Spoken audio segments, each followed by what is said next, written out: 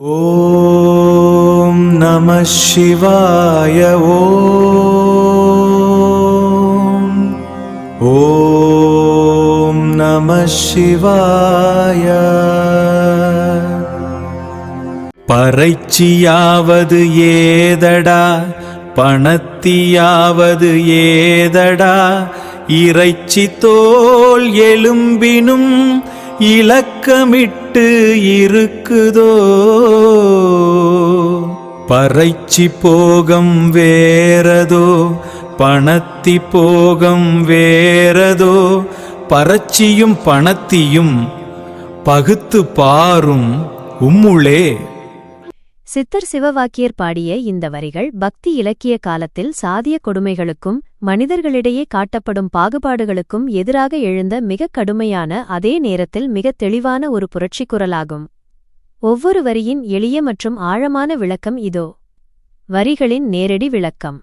பறைச்சியாவது ஏதடா, பணத்தியாவது ஏதடா. பொருள்: பறைச்சி ஒடுக்கப்பட்ட சமூகத்தைச் சேர்ந்த பெண் என்றும், பணத்தி உயர்ந்த குலமாக கருதப்படும் அந்தண குலப்பெண் என்றும் பிரித்து பேசுகிறீர்களே. அப்படி பிரித்து பார்ப்பதற்கு அங்கே என்ன இருக்கிறது? இறைச்சிதோல் எலும்பினும் இலக்கமிட்டு இருக்குதோ. பொருள்: இவர்களுடைய உடம்பில் உள்ள தசை, இறைச்சி, தோல், எலும்பு ஆகியவற்றில் ஏதேனும் சாதி முத்திரை அல்லது அடையாளம், இலக்கம் குத்தப்பட்டு இருக்கிறதா? தோலை உரித்துப் பார்த்தால் இருவருடைய இரத்தமும் சதையும் எலும்பும் ஒன்றுதானே. பறைச்சி போகம் வேறதோ, பணத்தி போகம் வேறதோ.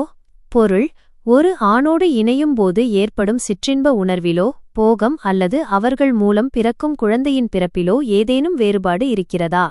இருவருடைய உடற்கூறும் உணர்வுகளும் ஒன்றுதானே. பறைச்சியும் பணத்தியும் பகுத்துப்பாரும் உம்முளே. பொருள்: சாதிபேதம் பேசும் மனிதர்களே, வெளியில் இருக்கும் போலி ஆசாரங்களை விடுத்து உங்கள் மனசாட்சிப்படி உங்கள் உள்ளுக்குள் உம்முளே பகுத்து ஆராய்ந்து பாருங்கள். அப்போது உங்களுக்கே உண்மை விளங்கும். பாடலின் மையக்கருத்து டேக்கவே: மனிதர்கள் தாங்களாகவே உருவாக்கிக் கொண்ட சாதி, குலம், கோத்திரம் போன்ற பிரிவினைகள் அனைத்தும் போலியானவை. மனித உடற்கூறியல் அனாட்டோமி ரீதியாகவும் உணர்வு ரீதியாகவும் ஆன்ம ரீதியாகவும் மனிதர்கள் அனைவரும் சமமானவர்களே. வெளித்தோற்றத்தையும் பிறப்பையும் வைத்து மனிதர்களை பிரிப்பது அறியாமை என்பதை சிவவாக்கியர் மிக அழுத்தமாக பதிவு செய்கிறார். பறைச்சியாவது ஏதடா, பணத்தியாவது ஏதடா, இறைச்சி தோல் எலும்பினும் இலக்கமிட்டு இருக்குதோ.